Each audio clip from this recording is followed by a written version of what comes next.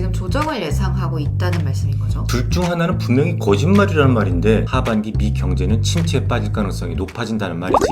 아버지, 요즘 시장 변동성이 정말 크잖아요. 지금 같은 때는 조정받을 때 사야 하는 시장일까요? 아니면 상승할 때 매도를 해야 하는 시장일까요? 그건 좀 사람마다 다르겠지. 장기 투자자라면 하락할 때마다 사는 게 맞고 단기 투자자라면 상승할 때 좀 팔아두는 게 좋을 것 같아. 그러면 단기적으로 봤을 때는 지금 조정을 예상하고 있다는 말씀인 거죠? 아무래도 그렇지. 이유는 관세 때문이야. 근데 만약에 중국과의 대타협에 성공한다면 상황이 조금 달라질 수도 있지 않을까요? 당연히 확 오르겠지. 그런데 타협에 성공할 수 있을 거라고 생각해?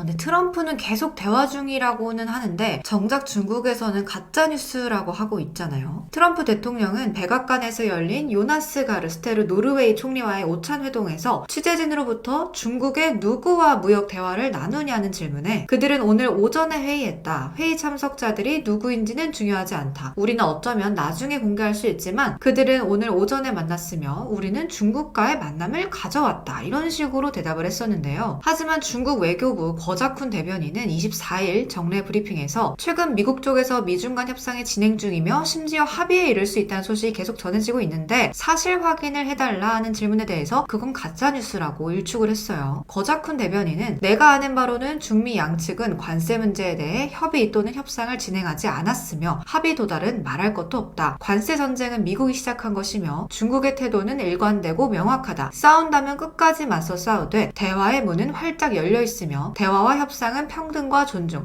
호혜를 바탕으로 해야 한다라고 입장을 반복했죠. 심지어 주말에는 시진핑과 직접 통화했다고 트럼프가 말을 했는데 이에 대해서도 이목을 흐리지 말라면서 결코 그런 적이 없다고 부인을 하기도 했어요. 근데 이거 참 누구 말을 믿어야 되는 건지가 참 혼란스럽죠? 그러게 말이야. 뭐 이렇게 되면 둘 중 하나는 분명히 거짓말이라는 말인데 누가 거짓말하는 것 같아? 글쎄요. 누가 거짓말을 하는 건지는 알 수는 없지만 일단 둘 중에서 봤을 때는 미국 쪽이 살짝 조금 더 급해 보이기는 한 것 같아요. 그렇지. 미국이 호기롭게 고율 관세를 부과했을 때와는 좀 다르게 자신이 부과했던 관세를 낮추는 것을 검토 중이다라는 소식을 흘리면서 중국이 전화해주기를 바라는 것은 결국 고율의 관세가 미국 공급망에 지대한 영향을 미치기 시작했기 때문일 거야. 실제로 중국에서 미국으로 가는 해양 컨테이너 예약은 60%나 급감했는데 태평양 항로에서 해운사들의 항해 취소는 4월에 81건이나 됐어. 지난 팬데믹 때 가장 많았던 51건을 이미 넘어서고 있을 정도로 미국은 지금 공급망이 크게 흔들리고 있단 말이 되겠지. IMF가 세계 경제 성장률 전망치를 일제히 하향 조정했는데 선진국 진영에서는 우리나라가 2%에서 1%로 가장 크게 조정을 받았고 그 다음 나라가 어디인 줄 아니?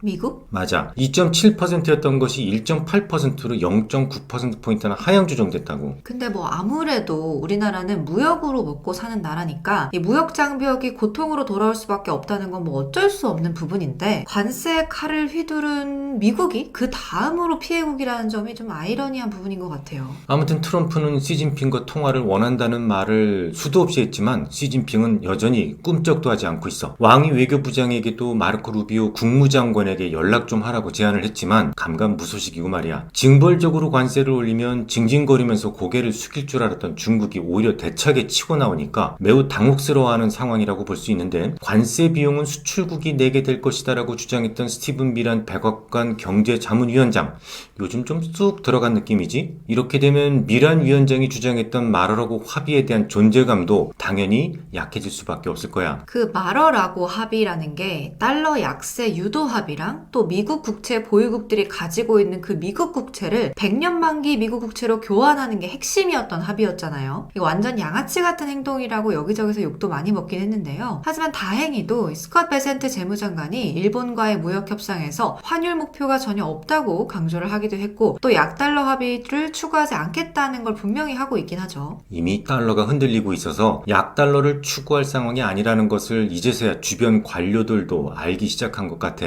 스콧 베센트는 1992년 조지 소로스와 일하면서 영국의 영란은행을 흔들어서 엄청난 돈을 벌었던 주역이야. 정통 월가 출신이기 때문에 아무래도 다른 강료들에 비해서 금융에 대한 지식은 수준이 꽤나 높은 사람이겠지? 기축통화라서 달러가 강하다는 그 어느 학파로부터 들어본 적 없는 주장을 하고 있는 미란의 주도력이 흔들리고 베센트의 주도력이 살아나고 있다는 점만 가지고도 증시에게는 호재가 될 수 있을 거야. 그럼 그것 때문에 요즘 주가가 상승하는 건가요? 영향이 있지. 그런데 문제는 문제는 중국과의 타협이 현재 상황에서 결코 쉬워 보이지는 않는다는 점이야. 설령 타협에 성공한다고 하더라도 패권이 걸려 있기 때문에 미국 입장에서는 최소 50% 아래로 관세가 내려올 가능성이 희박하고 말이야. 기본적으로 보편 관세 10%에 더해서 또 다양한 관세가 추가가 될 거고, 여기에 중국 비중에 맞춰서 미국의 실효 관세율을 계산하면 대략 한 10% 중반 이상으로 급등하게 되는 거죠. 그렇지. 그건 현재 2, 3%보다도 한참 높은 수치인데 1930년대 미국 대공황을 장기적으로 이끌었던 스무트 홀리 관세 법안 이후로 최고 수준이야. 과거에 10% 중반 이후 관세에서 미 증시가 곱게 상승했던 적이 없었어. 아예 관세 전체를 포기하지 않는 한 하반기 미 경제는 침체에 빠질 가능성이 높아진다는 말이지.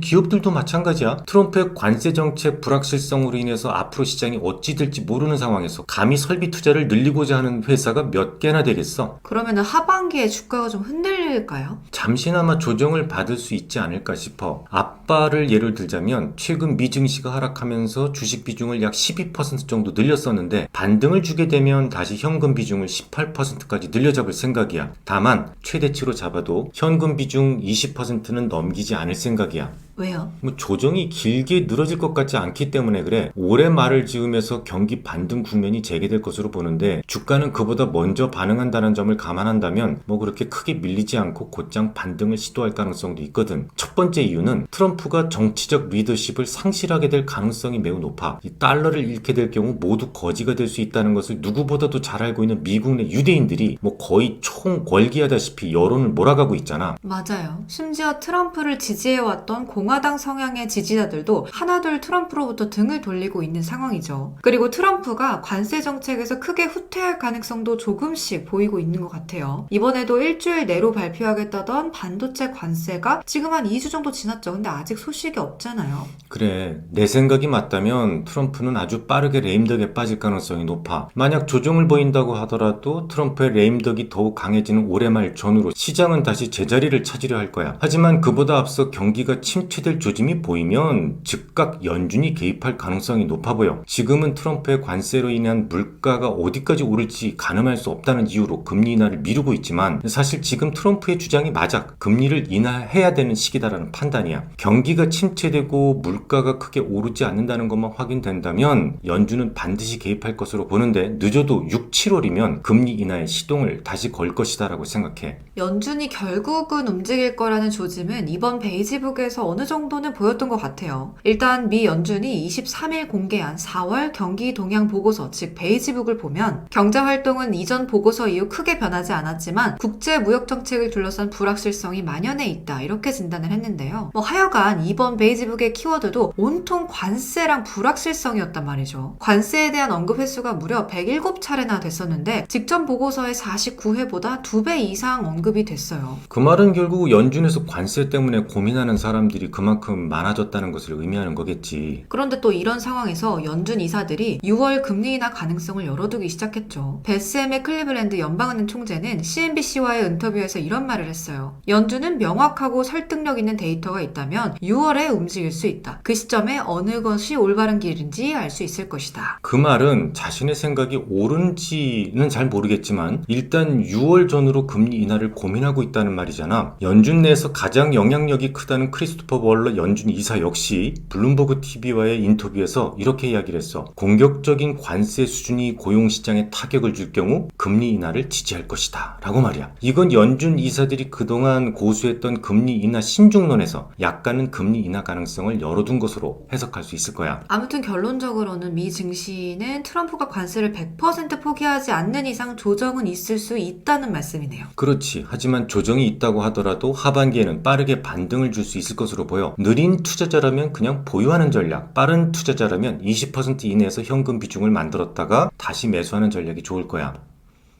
그럼 이제 이번 주로 넘어가 볼까요? 이번 주에는 주요 경제 지표들이 좀 집중되어 있는데요. 미시건대학 컨퍼런스 보드의 소비자 심리 지수에 이어서 30일은 연준이 선호하는 PCE 물가 지수가 발표될 예정이에요. 시장 컨센서스는 전월 2.5% 대비 둔화된 2.2%로 예상하고 있고요. 근원 PCE 또한 2.6%로 전월에 2.8% 대비 둔화될 것으로 전망되고 있네요. 정말 그렇게만 나와준다면 시장의 우려스러운 기대 인플레이션이 실제 물가 데이터 데이터로 전이되지 않고 있음을 의미하겠지? 그리고 같은 날 발표될 미국의 1분기 GDP도 중요해. 전분기 2.4% 대비 큰 폭으로 둔화된 0.4%를 예상하고 있는데 이건 관세 부과 이전의 데이터이기 때문에 앞으로는 더 악화될 가능성이 있을 거야. 실제로 미국의 GDP를 실시간으로 보여주는 GDP 나우에서는 24일 현행 기준 모델 하에서 1분기 성장률이 전기 대비 연율 환산 기준으로 마이너스 2.5%로 추정하고 있다고 밝혔으니까 말이야. 지난 17일에 제시한 마이너스 2.2%보다 0.3%포인트 낮은 결과인데요. 이 데이터는 금 수출입이 포함이 되어 있어서 아무래도 살짝 좀 왜곡된 수치고요. 금에 대한 수출과 수입을 조정한 금 조정 모델의 1분기 추정치는 마이너스 0.4%로 나오고 있네요.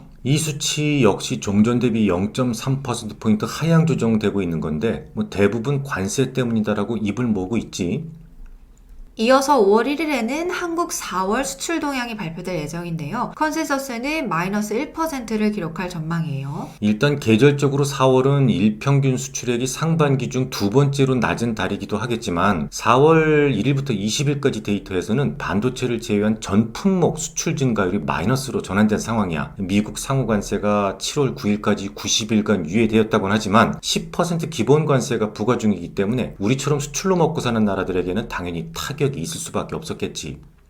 같은 날 발표되는 ISM 제조업 지수도 중요하겠죠. 늘 말씀드렸듯이 우리는 수출 동향과 동행하는 지표니까요. 블룸버그 컨센서스는 47.8포인트로 위축 국면을 지속할 전망이네요. 기업들은 수요 부진과 비용 상승으로 비관적으로 응답할 가능성이 높아. 신규 주문 출하 악화로 필라델피아 리치몬드 연은의 4월 제조업 지수도 급락한 바 있기 때문에 아마도 좋은 수치가 나올 기대는 좀 넣어둬야 되겠지? 빠른 속도로 다가오고 있는 것 같은 트럼프의 레임덕부터 결국 그로 인해 움직일 가능성이 높아진 연준까지 오늘도 많은 얘기 나눠봤는데요. 이 성향에 따른 투자 꿀팁까지 말씀을 해주셨으니까 많은 도움이 되셨길 바랍니다. 이번 주 주요 뉴스 체크까지 잊지 마시고 그럼 오늘은 여기서 마무리하도록 하겠습니다. 유익한 시간 되셨길 바라고요. 다음 시간에도 유익한 이야기 나누고 싶으시다면 좋아요, 댓글, 구독, 알람까지 아시죠? 그럼 안녕!